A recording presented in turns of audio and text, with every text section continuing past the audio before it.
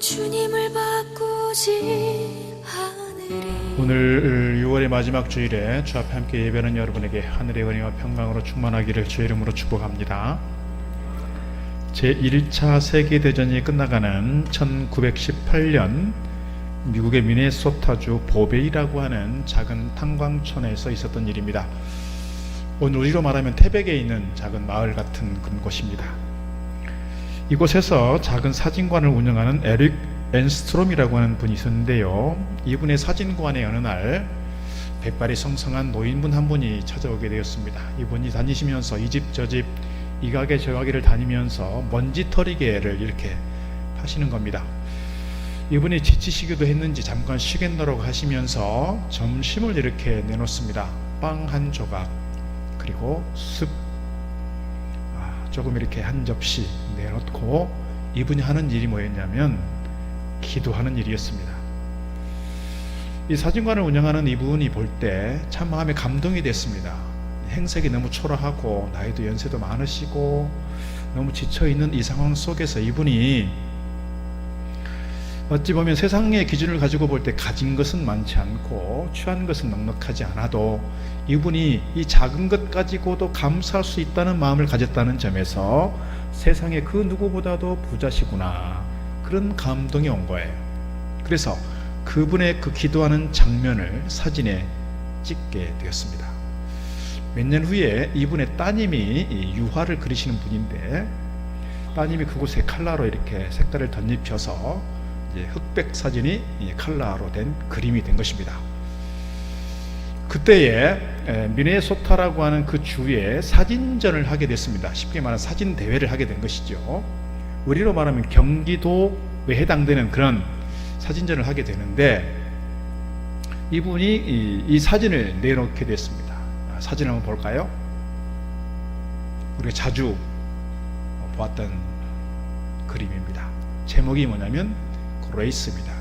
감사 또는 은혜 또는 감사 기도 이렇게 제목이 알려져 있습니다. 제1차 세계대전이 1914년부터 18년까지 5년 동안 걸쳐서 사망자만 1,500만 명,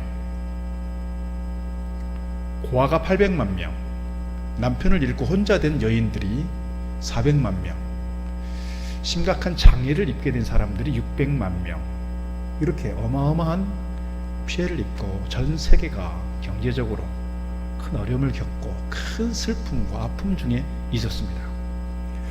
이 사진을 내놓게 될 때 이런 분들에게 지금 이 시대를 살아가는 그 당시를 살아가는 사람들에게 큰 위로가 되면 좋겠다. 많이 힘들고 어렵고 슬픔과 고통 중에 있으나 이 작은 것에도 불구하고 감사할 수 있는 그 마음이 있다면 정말 부자가 아니겠는가. 그래서 그 사진이 미네소타 사진전에 미네소타 주의 사진으로 당선이 된 겁니다. 그래서 많은 사람들에게 위로가 되었고 많은 사람들에게 힘이 되었다 하는 것이죠. 오늘 우리가 코로나에 이제 막바지 가고 있습니다. 아직도 마스크를 써야 되는 상황이 있고 또 우크라이나의 전쟁은 우크라이나만 끝나는 것이 아니라 전 세계적으로 큰 에너지 대란이 왔습니다. 에너지 가격이 계속해서 폭등하고 있습니다. 뿐만 아니라 미국은 인플레이션을 잡기 위해서 금리를 확 올렸습니다. 그러니까 그 영향이 우리나라까지도 와서 금리가 많이 올랐습니다.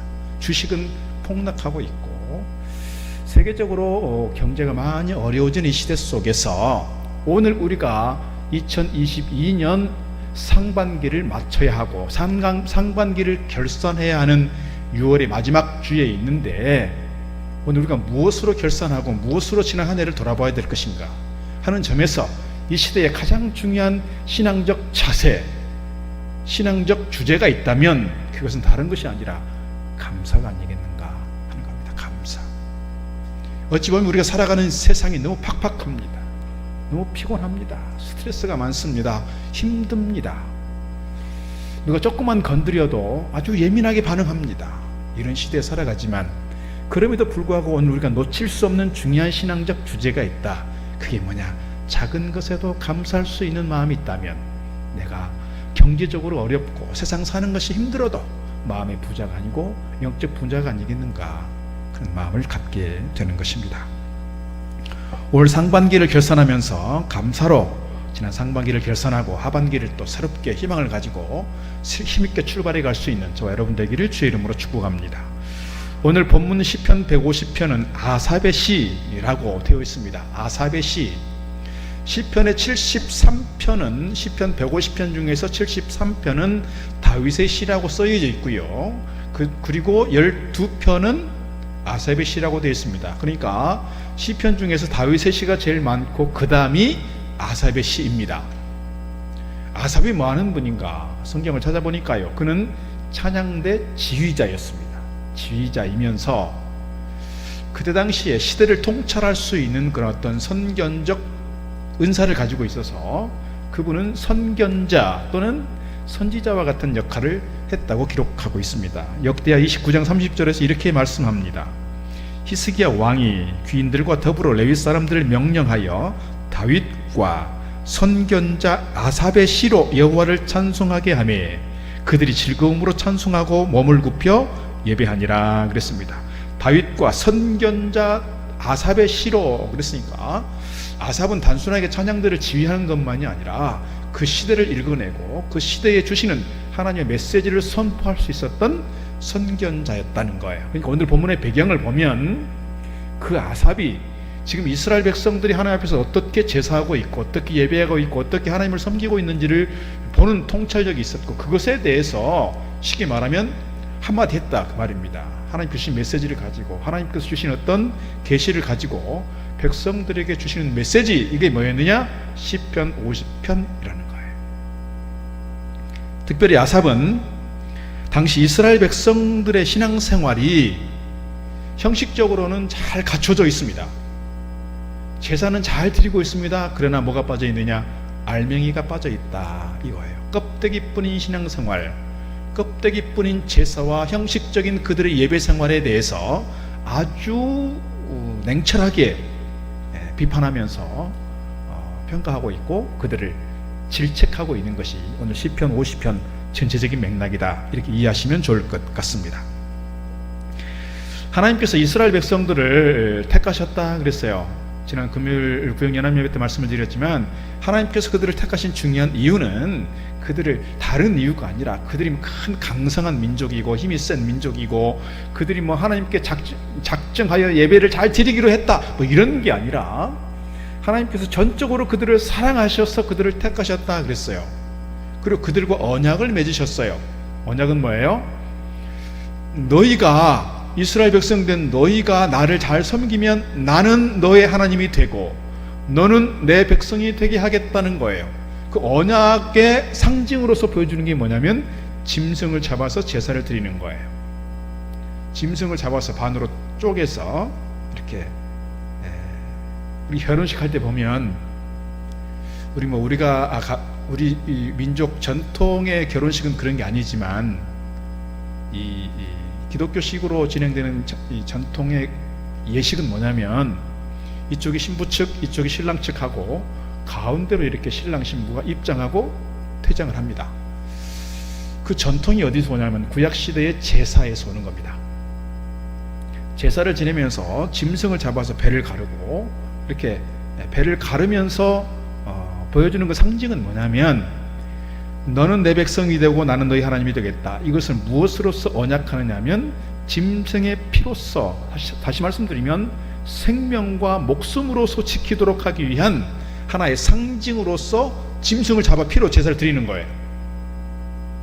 그러니까 생명을 드리고 목숨을 다해서 지켜야 되는 그 언약을 이스라엘 백성들은 계속해서 배신했어요. 지키지 않았어요. 거역했어요. 하나님을 떠났어요. 우상을 섬겼어요. 세상으로 흘러갔어요.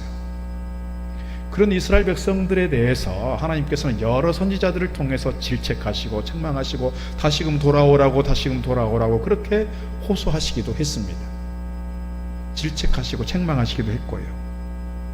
오늘 그런 상황 속에 있었던 이스라엘 백성들이 하나님께 드리는 제사는 되게 풍성했어요. 그래서 오늘 말씀 7절 8절에 이렇게 기록하고 있습니다. 내 백성아 들을지어다 내가 말하리라.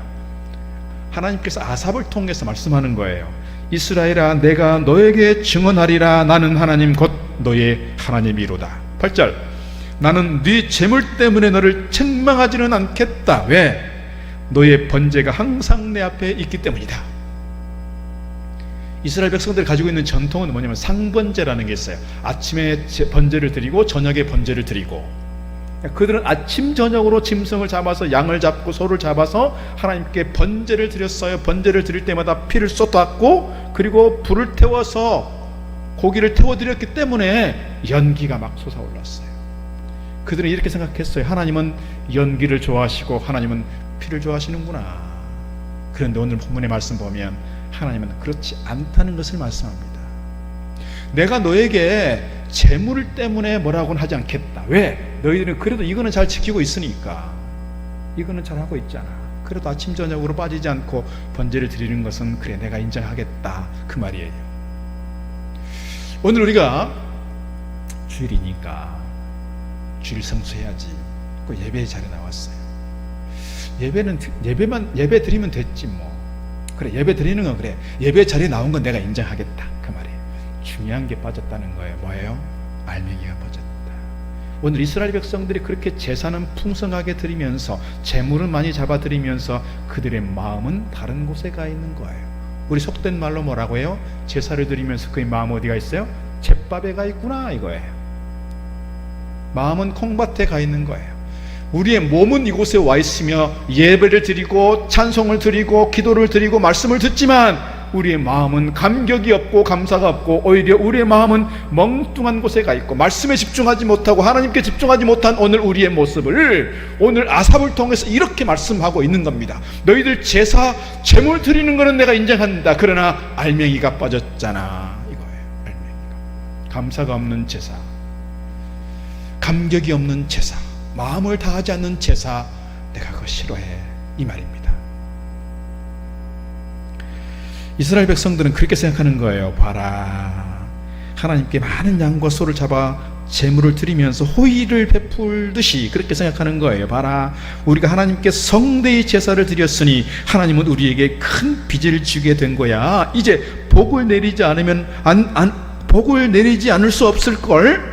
하나님은 이제 우리를 지켜주고 복을 내려야 할 의무를 지니게 된 거야. 우리가 열심으로 하나님께 짐승을 잡아서 제사를 드렸으니 하나님은 우리에게 빚지게 된 거지.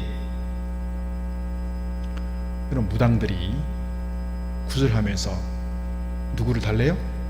귀신을 달래요. 오늘 이스라엘 백성들이 그런 모양이에요. 하나님께 제물을 드리면서 누구를 달래고 있어요? 하나님을 달래고 있어요.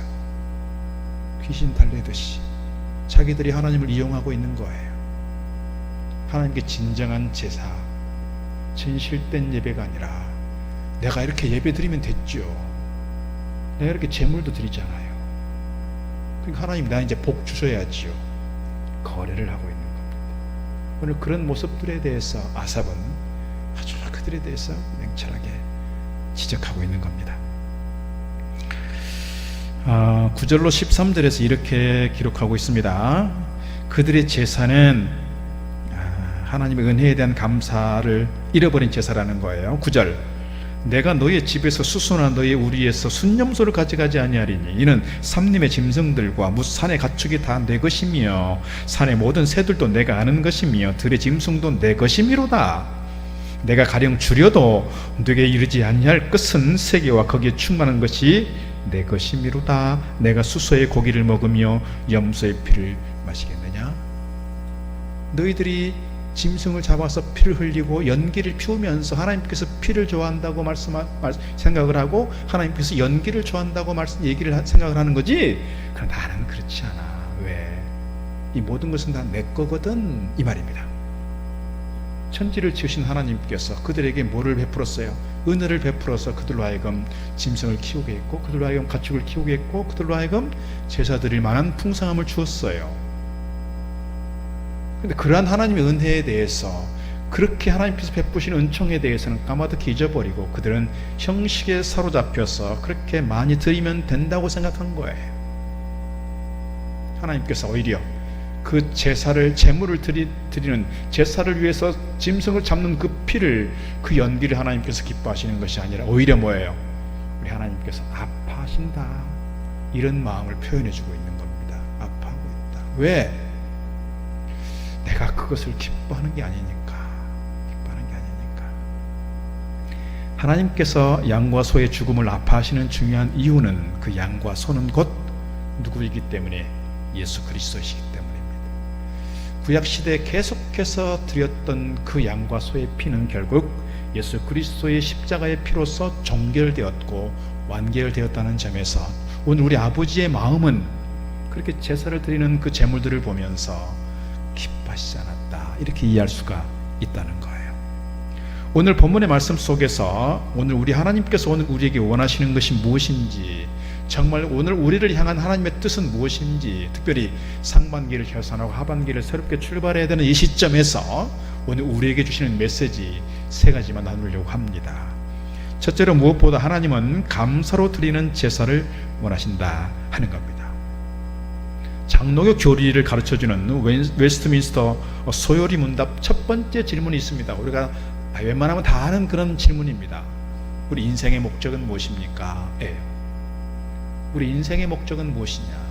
다른 것이 아니라 우리가 하나님을 영화롭게 하고 그 하나님을 영원토록 즐거워하는 거다 그랬습니다.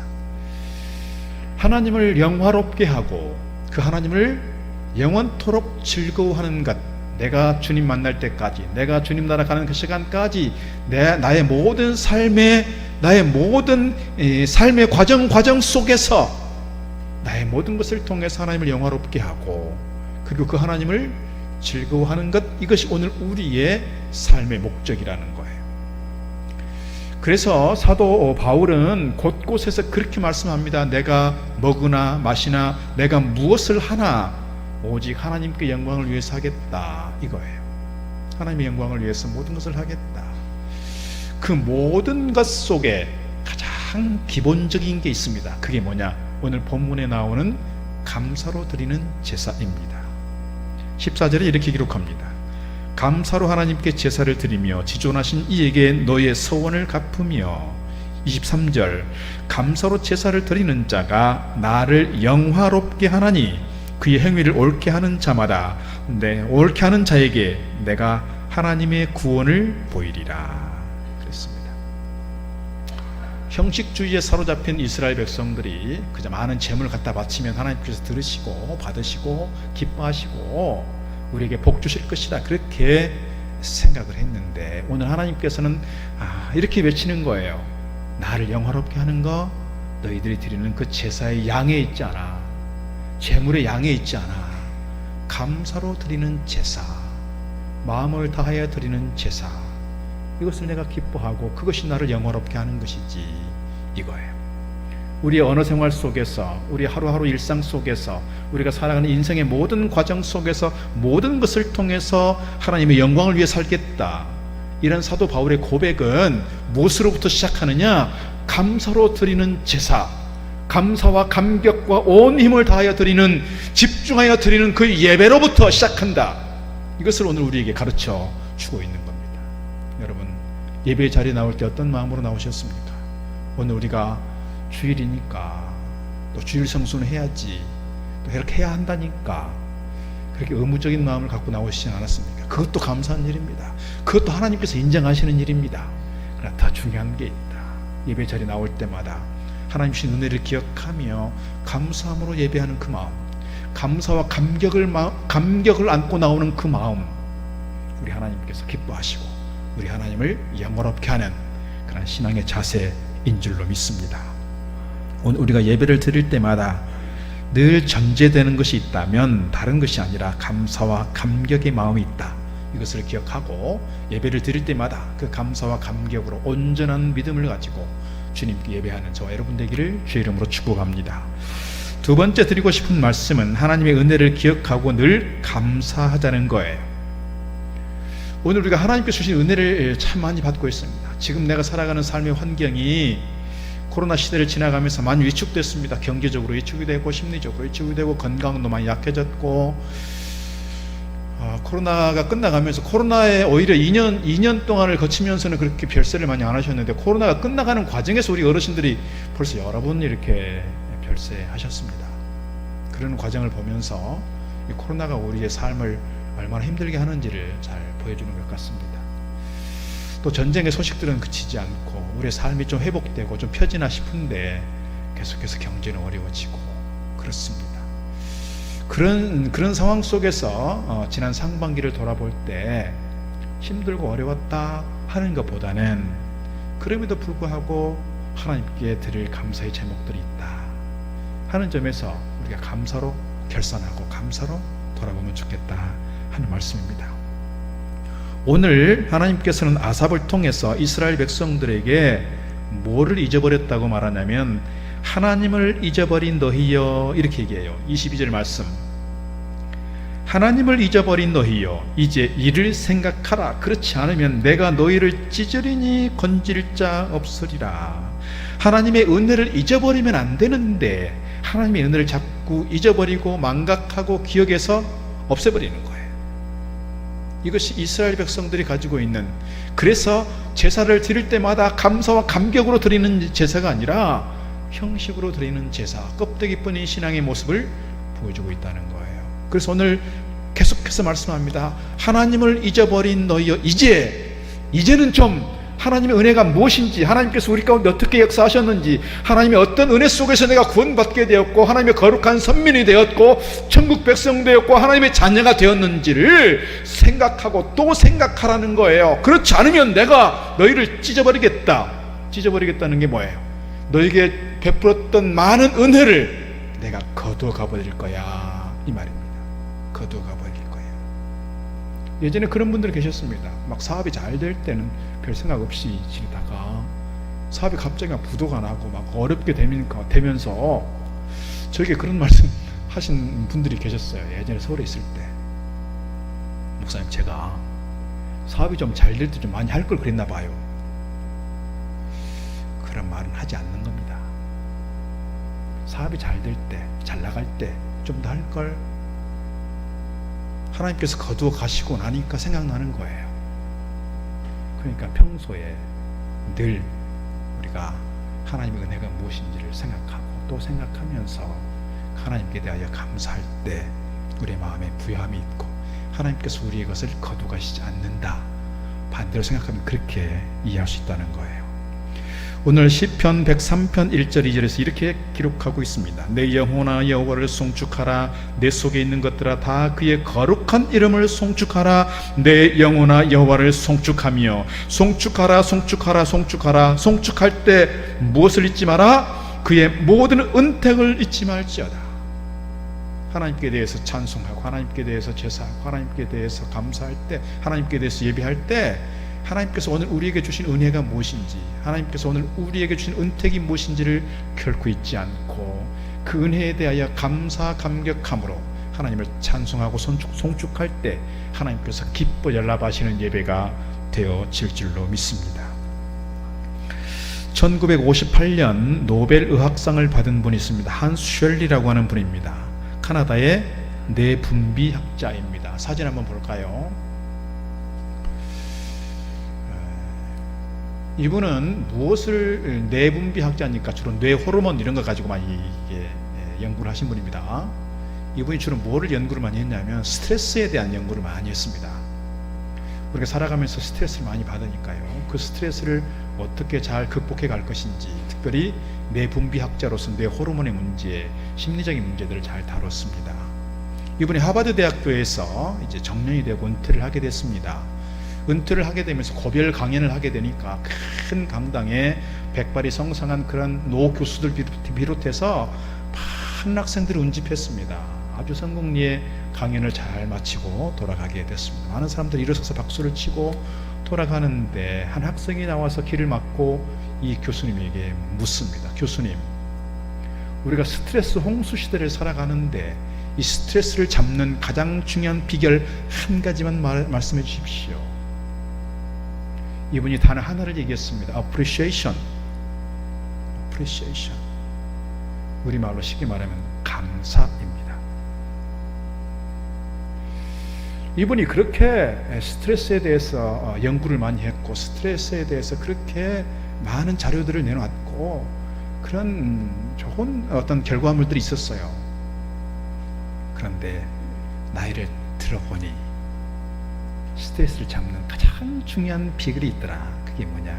감사였더라는 거예요. 우리가 겪는 일상에서의 많은 스트레스를 무엇으로 감당할 수 있다? 무엇을 극복할 수 있다? 감사입니다.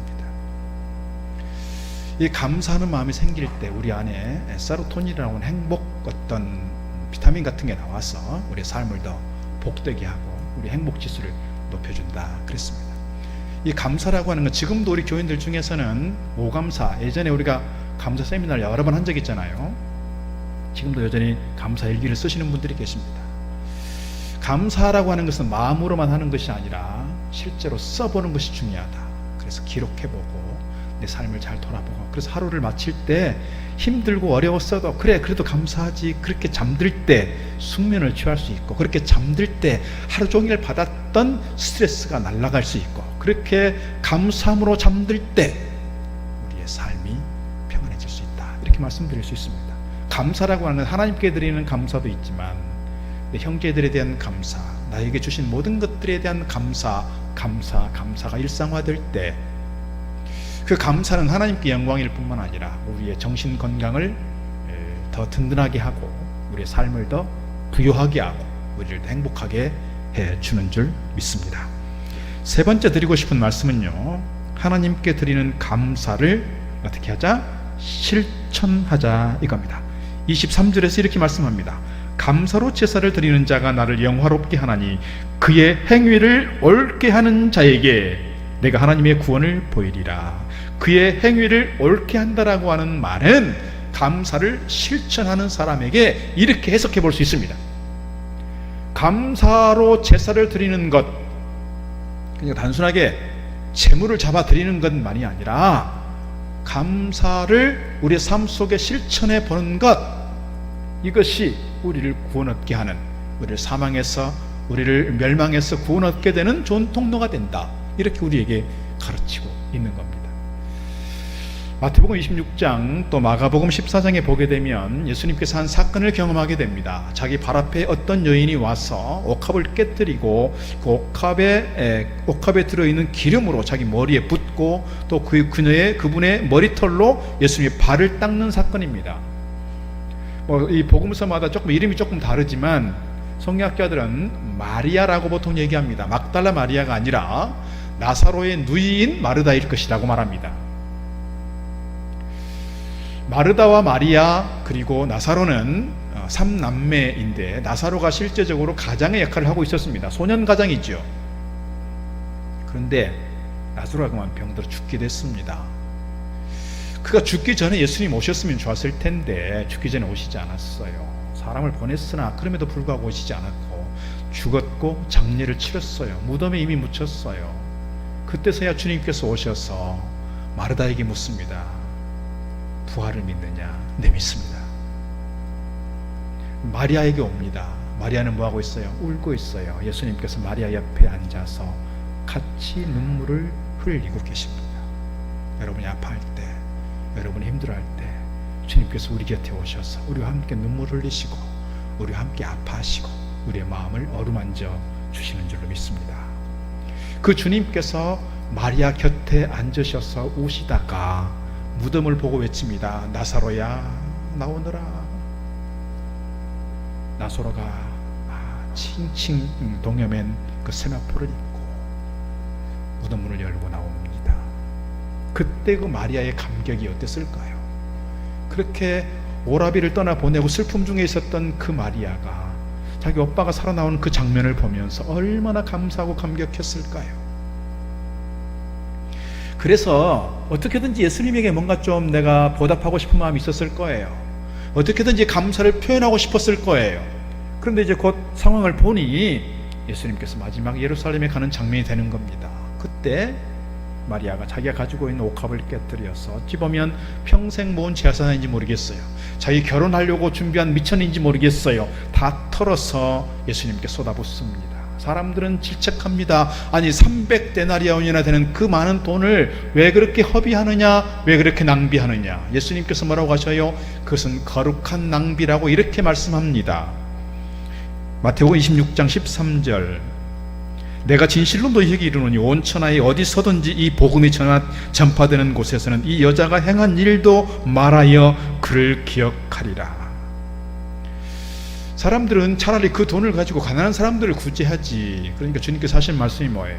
가난한 자들은 항상 너희 옆에 있으나 나는 마지막이잖아. 이 여인은 나의 죽음, 나의 장례를 준비한 거야. 그랬습니다.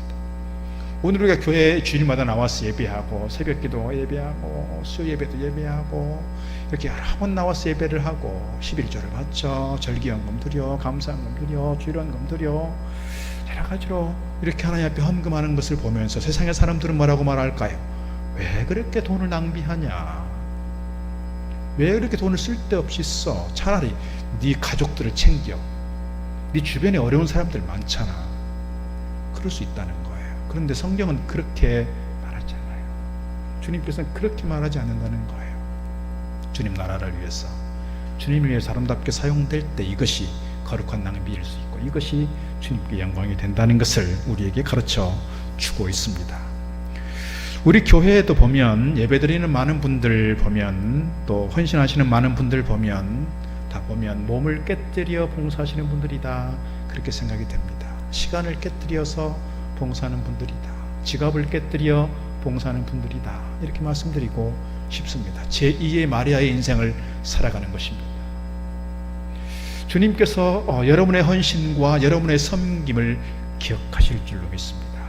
여러분의 섬김과 헌신에 대해서 하나님께서 그냥 보고 넘기시지 않을 것입니다. 여러분에게, 여러분의 모든 자녀손들에게 큰 은혜와 복으로 덧입혀 주실 것입니다. 뿐만 아니라 이 생에서만 아니라 다음 생에서 하나님께서 큰 복으로, 큰 찬란한 영광으로 별처럼 빛나는 복음, 이 면류관으로 여러분에게 씌워주시고 여러분에게 상급 더하여 주실 줄로 믿습니다. 고린도전서 3장에서 이렇게 말씀합니다. 만일 누구든지 금이나 은이나 보석이나 나무나 풀이나 지프로 이 터 위에 세우면 그 사람의 공적이 나타날 터인데 그날의 공적을 밝히리니 이는 불로 나타내고 그 불이 각 사람의 공적이 어떠한 것을 시험할 것임이라. 만일 누구든지 그 위에 세운 공적이 그대로 있으면 상을 받고 누구든지 그 공적이 불타면 해를 받으리니 그러나 자신은 구원을 받되 불 가운데서 받은 것 같으리라.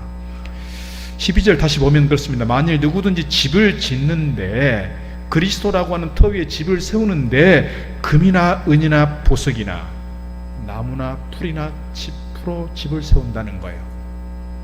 어떤 사람은 금과 은과 보석 같은 내 인생의 가장 중요한 것들로 주님 앞에 집을 세워가는 사람이 있는가 하면 어떤 사람은 쉽게 나무나 짚이나 풀로 집을 짓는다.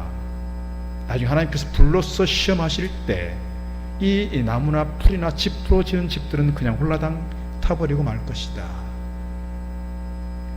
구원은 받지만 불 가운데서 구원 얻는 부끄러운 구원이 될 것이다. 이렇게 말하고 있습니다. 오늘 힘써서 마음 중심으로 감사와 감격으로 드리는 예배, 그리고 힘써서 주님 맡긴 사명 감당하고 헌신하는 여러분들은 다 금과 은과 보석으로 집을 짓는 제2의 마리아의 인생인 줄로 믿습니다. 우리 하나님께서 분명 기억하시고 주님께서 여러분에게 영광의 면류관으로 씌워주실 줄로 믿습니다.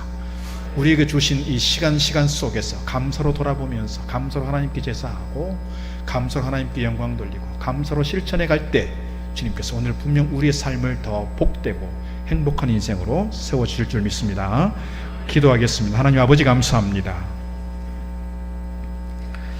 오늘 저희들 예배 자리에 나왔는데 예배 자리에 나올 때 오늘 우리의 마음이 의무와 그저 억지로 하는 마음이 아니라 주님 앞에 온전한 마음으로 감사와 감격의 마음으로 나와 예배하는 줄 믿습니다. 주님, 감사로 예배하는 자, 감사로 제사 드리는 자 하나님을 영화롭게 한다 하셨는데 오늘 저희들의 예배가, 저희들의 섬김과 저희들의 헌신이 하나님을 영화롭게 하는 줄 믿습니다.